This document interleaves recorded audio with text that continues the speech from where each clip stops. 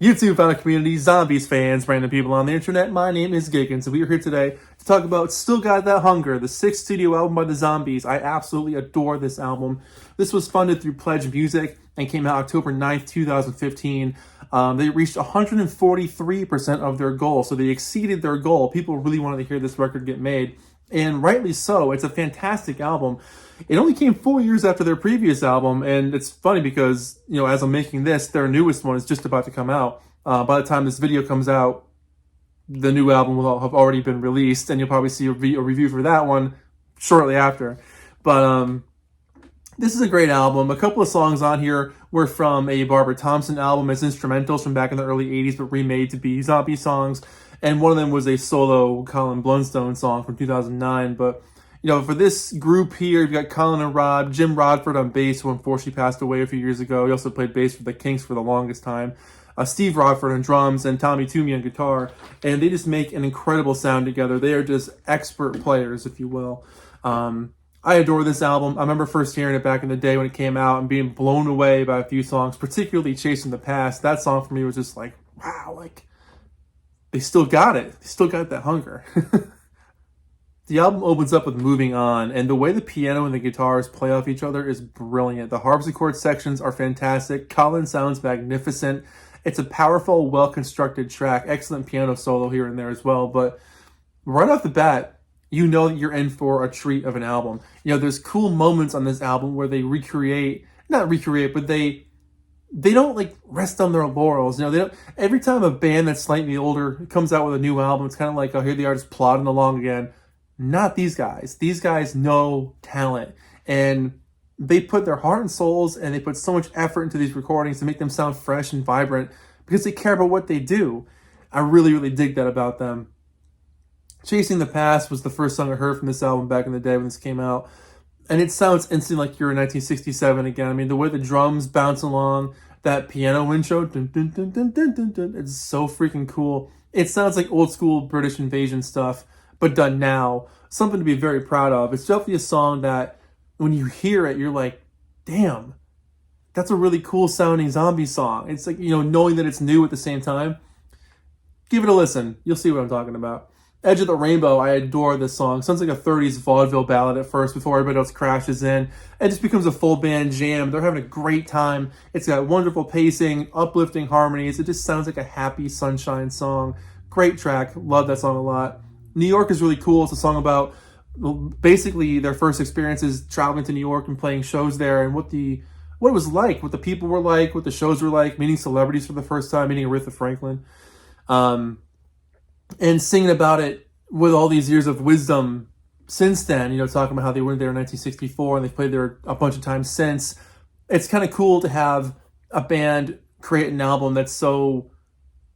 The composition is just fantastic, and hearing them sort of talk about their lives in such a grand scope of time is fascinating because you don't really get music like that. It's always like, oh, this happened a month ago, or happened a couple of years ago. Not something that happened 50 or 60 years ago. It's kind of cool. Inside One ends with I Want You Back Again, the classic 1960s zombie song. They redo it for this one with really cool guitar shredding. And it sounds pretty similar to the original one, but definitely a little bit more punchy and sharp in the rhythm section. Those Lovelorn lyrics are fantastic. The harmonies are great. They just nail this song, this new version of it. Track 2 on side 2, And We Were Young Again. What a beautiful song. I mean, the harmonies in this song are unbelievable. It's calm, it's gentle. It's just how, the simplest thing, like a touch from someone you've known for so long, like someone holding your hand, or that you get that nostalgia. You feel that history, you feel that warmth, that someone's been there for you for such a long time. That's a really amazing feeling, and they encapsulate that so well. It's just a song about being transported to a different time with that same person and realizing that you have a constant there. It's really great. Beautiful song. Maybe Tomorrow, fun catchy piano riffs on this one, tight background harmonies. Just a well constructed pop song, simple as that. Now I Know I'll Never Get Over You. This was Colin's song from his 2009 solo album, and they redid it as a zombie song, and it works so well. The crazy piano shredding. I like how they, the way they sing the title into it. It's just a perfectly well-constructed pop song. I'm going to say that a bunch of times because, the Zombies are one of the most underrated bands of all time. If you go back to their 60s stuff, you know, songs they would put their blood, sweat, and tears into would not get any radio play. And you listen to it and you're like, why? I understand why. They're too good. They can't dumb it down enough for their audience. They're too freaking smart for their own good. You know, they just, that jazz influence was just heavy. The blues influence was there too, but I mean, they know how to write a damn good song. Catchy, well-constructed, smart guys. Little One, the soul in Rod's playing on this one is unbelievable. The Collins vocals are earnest and heartfelt. It's another classic performance. I love how it's just the two guys, the two original guys in the group together on their own. I like that chemistry they have there. And Beyond the Borderline is the last track on here. And it definitely has that sort of wrap it up, conclusive feel. It's aware of what's happening, but it's also ready for what's next. You know, it's a gorgeous song. So really dig that. Nice simple back cover. Some New York imagery there. I'll show you the inside. Got a great shot of the guys. And the lyrics on this side. And this was something I wasn't expecting, but it's blue with custom labels from the album cover. And fun fact, the guy who drew this album cover drew the cover for Odyssey and Oracle. There you go. Bet you didn't know that one. Or maybe you did. But yeah, I always thought that was kind of cool. It's a groovy looking cover. Yeah, it's the same guy from Odyssey and Oracle. But yeah, I love all the guys are on it. You got these cool New York skyline in the back. And it's just a, yeah, rock and roll cover there. I love that. But for this album, for me, easily an 8 or 9 out of 10. It's fun to listen to. Their voices are perfect. Their playing is exquisite. They know how to write a pop song and make it digestible. But they're also proving that, like the title says, they still have that hunger. They still want to prove themselves. They still want to show that, like, they're a force to be reckoned with. They are a modern band making modern music. They're not just a classic rock band. They're making new stuff to be appreciated by a new audience.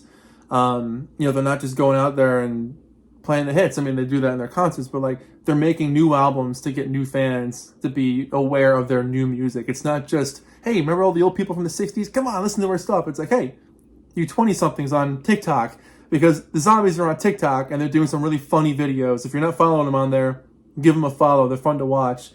Their social media team knows exactly what they're doing to try to target their audience. They're doing a perfect job. So the Zombies social media team, if you're watching this, good job. You're doing a great job. But anyways, very excited for the new album to come out. Comes out at the end of March of this year. Can't wait for it to come out. But this album, in the meantime, if you haven't heard it, pick it up, give it a listen. It will not let you down at all.